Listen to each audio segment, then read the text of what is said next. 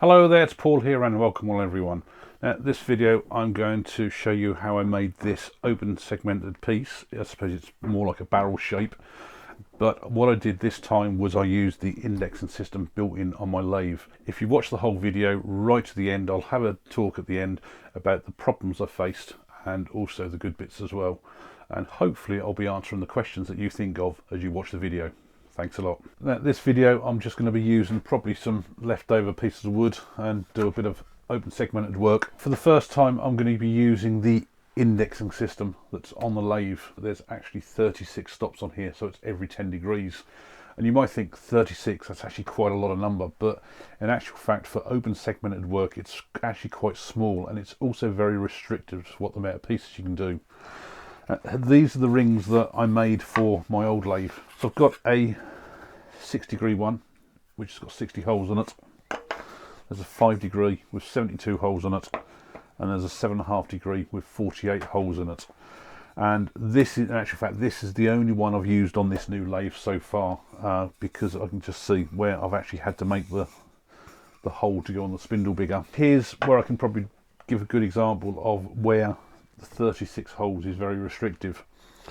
This has got 72 holes, so it's double what that's got. So every hole on here is 5 degrees. When you do open segmented work, you'll put one row of pieces round on your work and you'll use one set of holes. When you put your next set of pieces on, you've got to use some holes that are halfway between. So with this particular ring on the 5-degree angles, I would put pieces on every 10 degrees. So that means I could put up to 36 pieces on this.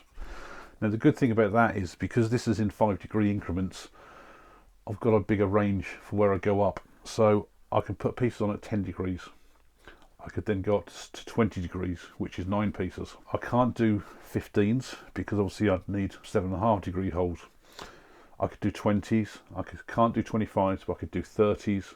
I can't do 35s, I could do 40s, I can't do 45s, I could do 50s. So you can see how the limits go along there, which is why I've got other holes as well. So things like the 7.5 degree hole I would put on at 15 degrees, so that's 12 pieces. So then with a 6-degree ring I could put on there 30 pieces or 15, so it gives me a bigger range. So with the 36 stops that I've got on the lathe, it's half of what this ring is.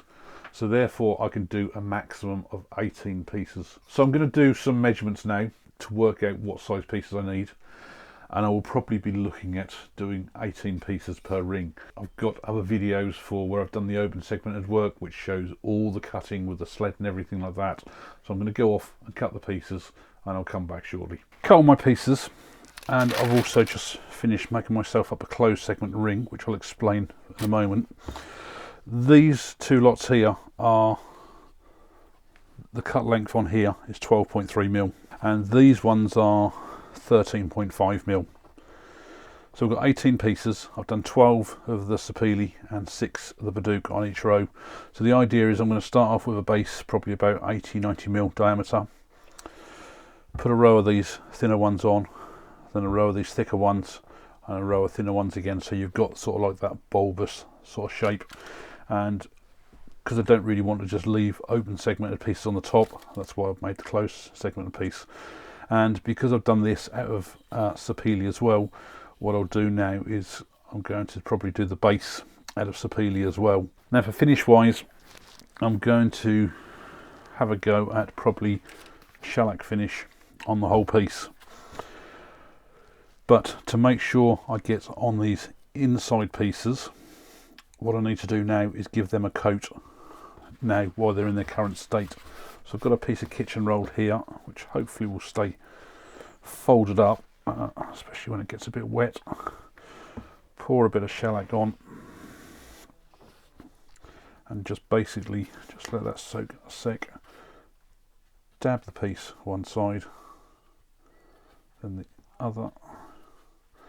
So I've got a coat of shellac on both sides, and I'll leave that to dry, and I might give that a second coat. I've got a piece of sapele here, it's 100mm square, and I've just hot glued it to a waste block on there. Before I did this, this was my segmented ring that I created, and I put my sanding board on the chuck and just flattened this off. Now it's important that whenever you do anything with segmented work, that you've always got a flat surface to glue things on. So the idea is that I wanted to do this first, because once I've got this mounted on the chuck properly, I don't really want to take it off again. I'm going to true this up to try and keep it roughly about the 100mm round, and that's because my first row of open segmented pieces on here are going to be at the 100mm width, and at least if I need to turn anything down, I can then take it off afterwards. So once I've got this trued up, I'm going to put a mortise on this rather than tenon, so that I can then reverse it around on the chuck and then flatten the top side off, so it will then start being ready to put the glue the pieces onto.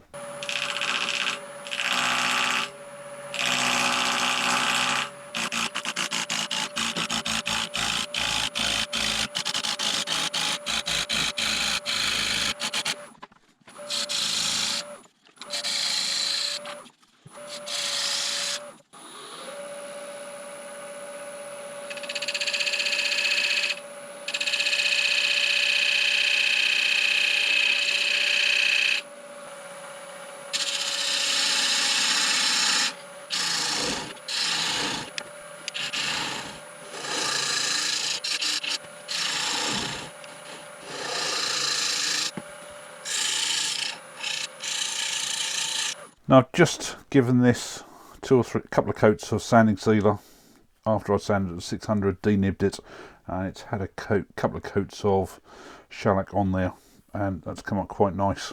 The best way to make sure this is as flat as possible, and I've got some little grooves in there from probably where I just did the parting tool, is to chalk it up and the edges, probably by where that circle is that I'll put on there, are the important piece. And if you use yourself a sanding board, this is one, I think I did a video on making this a long time ago, one I can mount into the lathe. It just has as a sanding disc, but I also use this as a sanding board for this type of thing.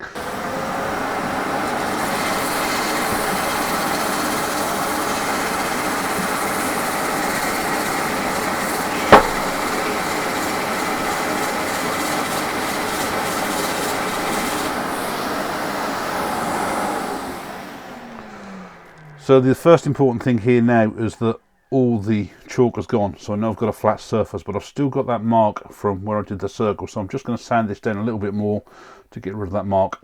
Now I said I'd just show you the indexing system, and I'll switch my lights off so hopefully this shows up a little bit better. Hopefully on the camera there you can see there's a red mark literally just above my fingernail there. That's sort of like the point where you need to line up for, and we can see hopefully on here the numbers. I've got 36 there. So we go into 6, 12, 18, so it goes in batches of sixes. So 36 counts as either 36 or 0. You line that up, and this is your locking nut. So you've got to screw it on a little bit first of all, before it still rotates a little bit. That's now. So this is the awkward bit. It's just getting that little bit lined up. The other disappointing thing on this as well is that, especially with the cost of this lathe and how well it's engineered, is that even though that's in there locked in fully, I've still, hopefully you can see, I've got a little bit of play there, and that might only be 1 degree,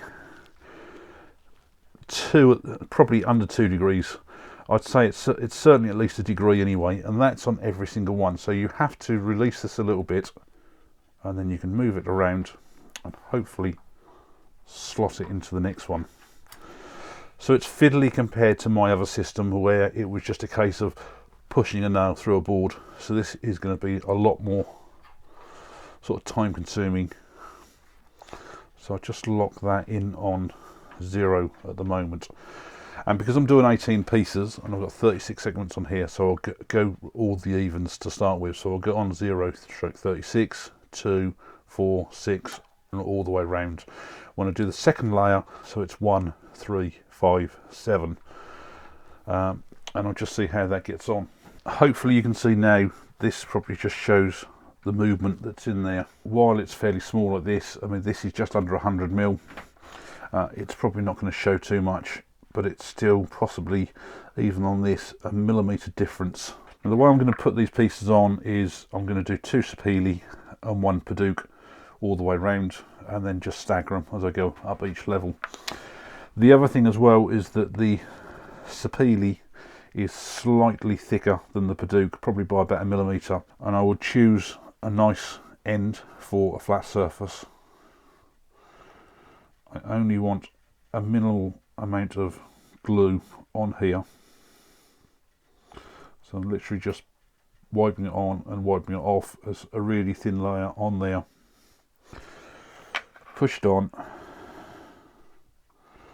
hold it in place for about 10 to 15 seconds, and that's really all it needs to hold in place. And this is where it's handy having a clock in your shed which has got the second hand on it. So that's now had 15 seconds. I can loosen the spindle lock on the indexing system and move this around. Now it's important holding onto the piece as you lift it up, because it will catch on the guide here for measuring your distance. The thicker this is, the more it will catch, so it's ideal to have this piece as thin as possible. Now I've just come to my last piece on this row, and it just about fits. I've just about got enough clearance to do this. Any less and I would have had to manually put it on. So you put the piece on exactly the same way as the rest, not too much glue because you don't really want any spill out. Certainly not very much anyway. And this time, after the 15 seconds, rather than undoing the spindle lock and rotating it around, obviously I can't because I've got a piece in the way, this time I loosen my table from underneath and just knock the table back, and that's all the pieces on. And if I just release the spindle lock now, hopefully you can see that all looks nice and even. So I've actually left this about 15 to 20 minutes. I've just chalked up all the tops. As I said before, the sapele is about 1mm thicker than the Paduke, so it's going to take a little bit of sanding down. I'm going to have the lathe running about 400 to 500 RPM.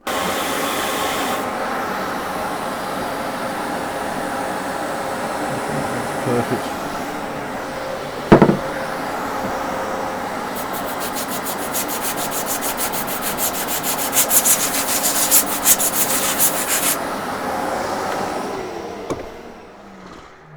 Now that's all the chalk gone, so I now know that I've got a really flat surface.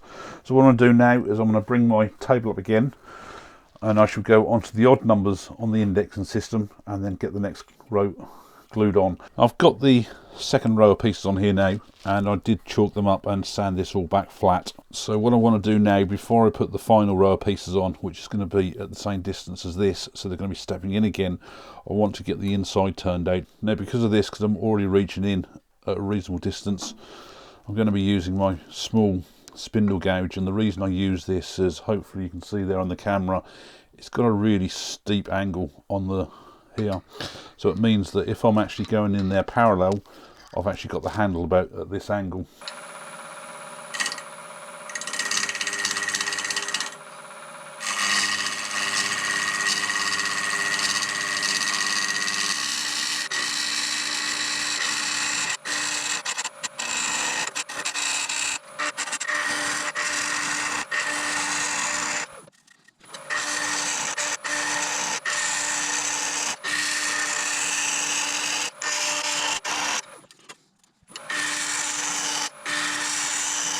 I've got the rough shape what I want in here now. It's quite difficult because of all the segmented pieces offsetting each other. You can't always feel how smooth the curve is, and the real best way to do that is, in actual fact, when you spin the lathe up and sand the piece, you can actually feel the curve with your finger. I'm now going to put my next row of pieces on, and just to give you an idea how much I've took out of here, there's the size of the pieces. So I've took probably near enough a quarter of the width on the inside out there, and these next pieces are going to go on something like that. I've glued on the third row of the open segmented pieces there, chalked them up, sanded them flat, and this is again, as I said before, is why I've already done the bottom side of this closed segmented ring to make sure it's totally flat, so that I can then glue it straight on the top there. So I can now finish off all the shaping inside here. First of all, I've got a fair bit to take out from this row inside, and again I want to curve it so that it's going from narrow on the opening here to slightly wider to join up in these pieces here. And once I've done that, I can then do the shaping on the outside.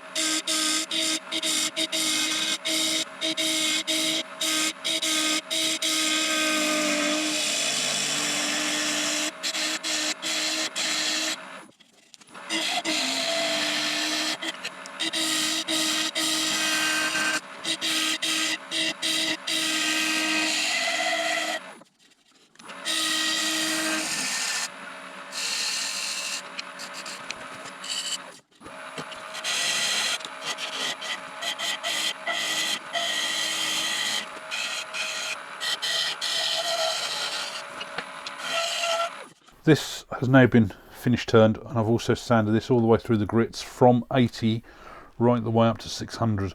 Now I do have a little bit of tear out on the bottom here, and there is one or two odd little bits of tear out on the top ring. And normally, because you do spindle work, you think you've got to go down that way, but in actual fact what you should really be doing, it's very much like a bowl, you should really be coming up that way. So that's probably why I've got the tear out, and I couldn't obviously turn upwards from the bottom here very well because I'm so close to the chuck. Now, so I'm quite happy with this. Hopefully that won't show up too much when we get some polish on. So for a finish wise, I'm going for shellac. What I'm going to do, I'm going to soak this reasonably well with shellac, and it's just pure blonde shellac that I've mixed up, so I haven't got much there anyway left. But what I'm going to do, I'm going to lubricate it with pure tung oil, and so it's going to be a bit like a version of shine juice. Now shine juice, the formula normally is of shellac,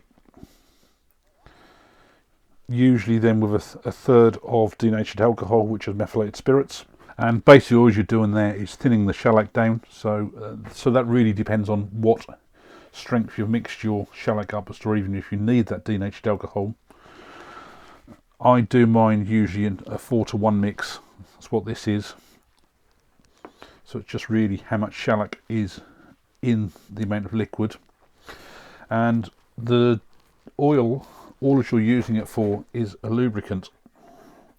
So I'm going to dip into this tub with a stick, and all I want to do is just put it on the top here to act as a lubricant. So I'm certainly not doing, I find even a third mix of oil is just miles too much. That what happens is when you're finished polishing this, the oil will still be sat on the top here, so you need to let the oil cure. So ideally you're going to need to leave this 24 hours before I even then take it off the lathe. So that's my mix there, and I'll see how this is. I might have to top it up with more shellac as I go along. Really a long time since I've done this, so I've got more shellac on there. So I'm going to start the lathe up, and I'm at about 700 RPM at the moment. So I'm just going to run that over slowly. I can see it's already ripping my kitchen towel, and bits flying off there. But I've got to say, it does look really nice, and I haven't really got to everything yet. Now I've given this a few coats of my shellac mix. We've just, as I say, the tung oil was just purely and simply for lubrication, because every time you try and put shellac over something, after you build up a few coats it gets really sticky, and even with doing this I ended up, in actual fact, I returned the bottom area here because of the tear out, and there was a slight ridge in there. So I then re-gave it my coat of polish, but this time I was actually then spinning the lathe at probably about 200 to 300 RPM, and it was going on a lot better. I think it's come up quite nice. Now, when this cures properly, I'm going to leave this on the lathe probably until tomorrow now. It's probably not going to be as shiny as this, or the oil will still be probably wet on the top. So by the time I actually wipe it off, it will probably become more of a dull colour. This I've just left overnight, and it's a little smeary in places. I mean, hope it might not show on the camera, but if I run my finger over there, for example, I get a shiny piece across the Badook there. And all I'm going to do is now just give this a final buff up, and I'm just using a plain piece of kitchen towel. I'm going to have the lathe running probably about 500 RPM to start with, just to see what this comes up like. And hopefully this will then be the final part.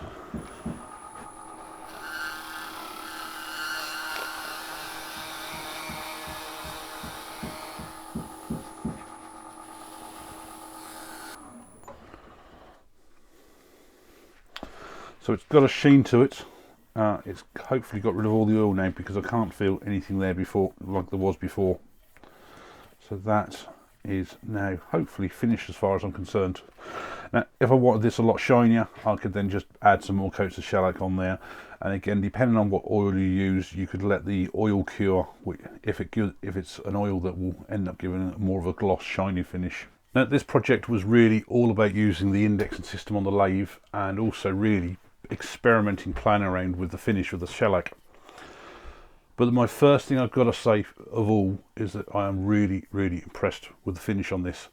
Not just the finish for the shellac, but also with the indexing system of the spacing for all the pieces. Because as I show you in the video, when this is locked in place, it seems it's got about a 1 degree sort of movement in the chuck, and I can't see, certainly on this size of piece, any evidence of really pieces at different sizes.